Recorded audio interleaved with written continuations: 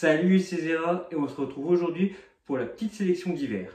Alors j'aime bien lire des livres par rapport aux saisons, que ce soit l'hiver, donc des choses un peu chaleureuses qu'on va découvrir aujourd'hui, ou par exemple pour Halloween un peu du thriller, du gore, de l'horreur, et puis pour la Saint-Valentin, de la romance, des choses comme ça. Donc c'est pour ça, là pour la première, une petite sélection pour l'hiver. Donc je vais vous présenter 7-8 livres. Et puis, vous me direz si ça vous intéresse à les lire ou pas. Allez, on va commencer. Alors, on va commencer par ce qui est le plus moins mignon, jusqu'au plus mignon, pour finir avec les fêtes de fin d'année. Alors, je vais vous présenter le Perce-Neige. Le Perce-Neige, c'est quand le harcèlement va trop loin, c'est de la vengeance. Ça se passe en hiver, dans la neige, juste un peu avant les fêtes. Et c'est un manga gore. Donc pas à mettre en toutes les mains, hein. C'est vraiment de la vengeance parce que les camarades de classe de la petite fille vont trop loin en brûlant sa maison et ses parents et sa soeur qui sont dedans. Elle décide de se venger. C'est gore, c'est sympa à lire, je trouve pour la saison. Les dessins sont assez cool aussi. Franchement, pour commencer avec le thème de la neige, je vous recommande le Perce-Neige.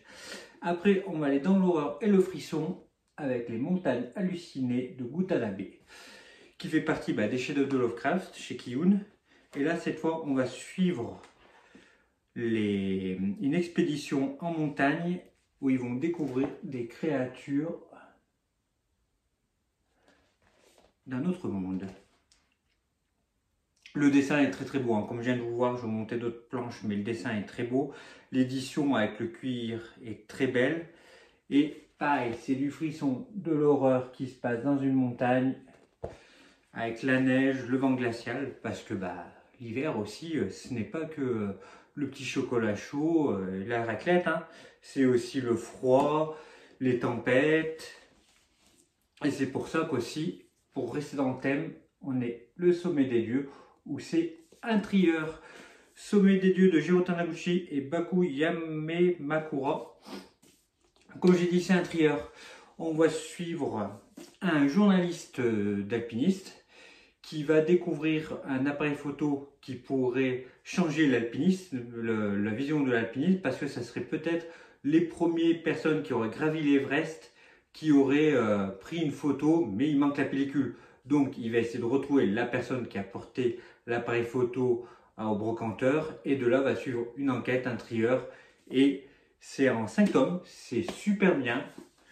Là, le Sommet des Dieux, je le recommande. C'est vraiment un super manga avec des dessins super beaux. Pour commencer, Jiro Taniguchi, c'est le top. Encore, je vais montrer même les visages des personnages. Là, c'est le journaliste. On est vraiment sur un manga super qualité. Même si c'est un thriller de l'alpinisme, on voit aussi leur passion, comment ils découvrent, comment ils vivent l'alpinisme. Mais surtout, c'est sans aller trop loin dans le manga de sport. Je n'aime pas le manga de sport et pourtant j'adorais celui-là parce que c'est vraiment basé sur le thriller. L'alpinisme, c'est juste on va dire un petit, c'est juste un petit lien. Mais sinon, c'est très présent. Mais ils vont pas t'expliquer comment faire le nœud, etc. comme pourrait faire un manga de sport. C'est un thriller, on va suivre quand même une mini-enquête et c'est génial. Allez, on a fini tout ce qui était un peu gore, un peu thriller. Maintenant, on va passer ce qui ressemble plus à les fêtes, le mignon et surtout la bouffe. On commence avec la maison des Meiko. On va suivre cette jeune fille qui n'a aucun talent d'être Meiko. Donc les Meiko, c'est les apprentis geisha et qui finit du coup à faire à manger. Par contre, sa meilleure amie avec qui elle était partie, elle réussit à être une apprentie geisha, donc une Meiko. Et on va suivre le quotidien, donc il y a quand même des chapitres qui se passent l'hiver, c'est pour ça que j'ai choisi. Mais surtout, en fait, ça parle tout le temps de nourriture. Elle va apporter le réconfort, cette jeune fille, elle va apporter le réconfort au geisha avec des recettes. Alors, je vais aussi vous en trouver une, hop, voilà, les petites recettes pendant l'hiver, etc. Et je trouve ça super sympa. Alors, c'est très bonbon, c'est très cosy, donc à lire pendant les fêtes, un petit manga sur la nourriture, sympa. Et on continue un autre manga sur la nourriture, mais cette fois, c'est les soupes avec Soupinou. Pareil, manga très mignon, on va suivre cette jeune fille qui a un magasin de soupe et qui va découvrir une créature, donc le soupinou, qui mange que de la soupe. Et pareil, on va juste suivre le quotidien de ces personnes, c'est de la tranche de vie toute mignonne. Il se passe pas réellement beaucoup de choses, mais c'est très cosy, pareil, à se détendre avec son petit chocolat chaud, c'est pas mal. Maintenant, on dit, qui dit Noël, dit période de Noël, dit les romances, et je ne pouvais pas vous en présenter une. Donc, je vais vous présenter Veille. C'est une romance, on va dire. Ils savent, alors c'est une romance, alors ils savent que elle est amoureuse de l'autre personne, donc de lui, parce qu'ils n'ont pas de nom.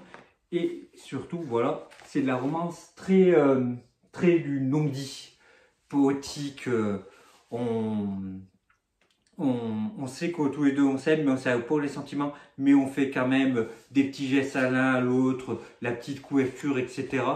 Les dessins sont magnifiques. Là, je vous présente là juste les petits crayonnés. Et c'est super beau. Et pareil, c'est des petites histoires courtes, en 2-3 pages. Et voilà, c'est vraiment... on suit la personne qui est fatiguée après le travail, donc qui doit se reposer. Elle lui apporte son thé. C'est super sympa. Veille, je recommande. L'édition est super sympa. Il y a 3 tomes en cours, 4 tomes. Il y a le 5e qui ne devrait pas tarder à sortir. Et il y a le 4e qui est un collector qui devrait voir le jour aussi. C'est chez Nouévé. Voilà. Et pour finir avec Noël, je vous présente Père Fouettard Corporation. On va suivre une personne qui aurait fait un méfait et qui va du coup se faire poursuivre par le Père Fouettard et amener au pôle Nord pour devenir un lutin. Et de là, après, je ne vais pas plus développer parce que je vais spoiler un peu l'histoire, mais on découvre que le Père Noël n'arrive plus trop à faire son boulot, que le Père Fouettard a repris les rênes, mais qu'il va falloir trouver un remplaçant. Et qui mieux qu'un des lutins pour être un remplaçant. Donc ils vont essayer de trouver le meilleur lutin pour remplacer. Le dessin, c'est pas ce qu'il y a le mieux, mais ça passe bien. C'est vraiment un petit manga, on va dire, sur les fêtes, avec beaucoup d'humour, beaucoup de bienveillance, que même si les lutins seraient des personnes que des enfants passage à la base, ont quand même un bon fond. Ce qu'ils ont fait de grave de passage, et en fait c'est pas si grave que ça, c'était quand même parti sur un bon sentiment. Donc la notion est quand même super gentille. Pareil, pour finir, les fêtes sur les chapeaux de roue, Père Fouettard Corporation, super bon manga. J'essaie d'aller un petit peu plus vite pour perdre un peu moins de temps pour vous et pour nous, pour que ça soit aussi plus dynamique. Vous me direz si vous aimez un peu ce format ou si vous préférez que j'aille plus dans les détails. Vous me direz, j'ai essayé de faire comme ça. Si ça vous plaît ou pas, vous me direz dans les commentaires. Si ça vous plaît, la prochaine vidéo, ce sera une petite vidéo sur bilan, bilan 2023 et les objectifs de 2024. Donc n'hésitez pas à vous abonner si vous ne voulez pas la manquer. Et puis voilà, je vous fais la bise. Ciao!